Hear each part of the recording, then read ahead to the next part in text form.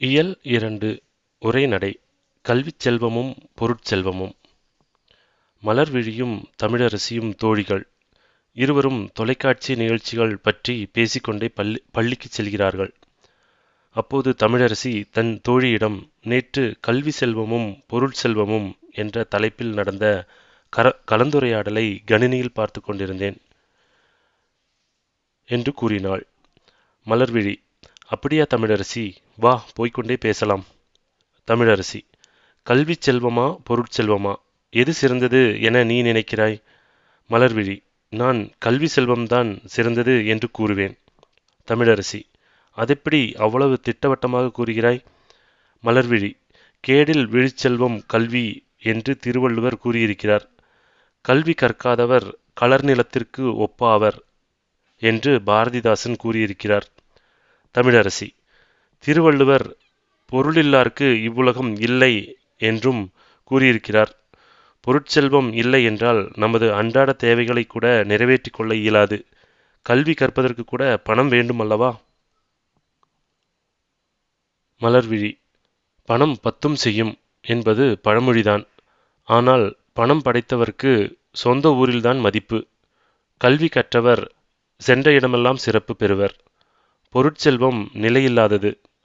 பொருட்செல்வம் கொடுக்க கொடுக்க குறையக்கூடியது. கள்வர்கள் கவர்ந்து செல்லக்கூடியது.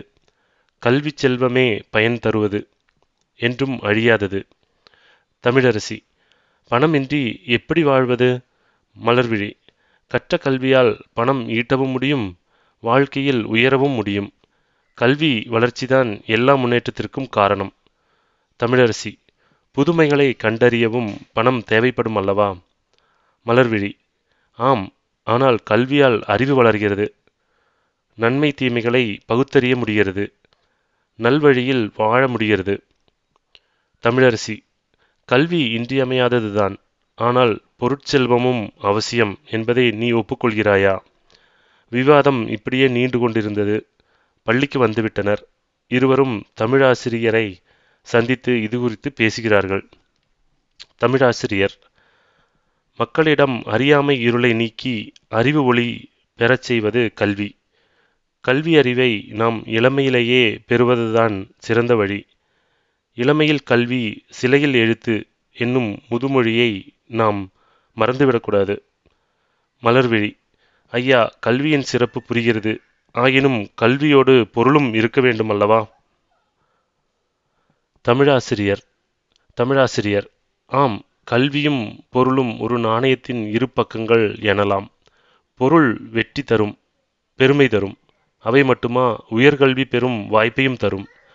இல்லாரை எல்லாரும் எள்ளுவர் என்று வள்ளுவர் கூறியதையும் நாம் அறிந்திருக்கிறோம். பொருள் உறுதியாக தேவை. ஆனால் நம்மை மேன்மைப்படுத்துவது கல்வி என்பதில் எள்ளளவும் ஐயமில்லை. தமிழரசி, மலர்விழி, உண்மைதான் ஐயா. கல்வியும் பொருளும் நம் வாழ்வு வளம் பெற உதவும் என்பதை புரிந்து கொண்டோம்.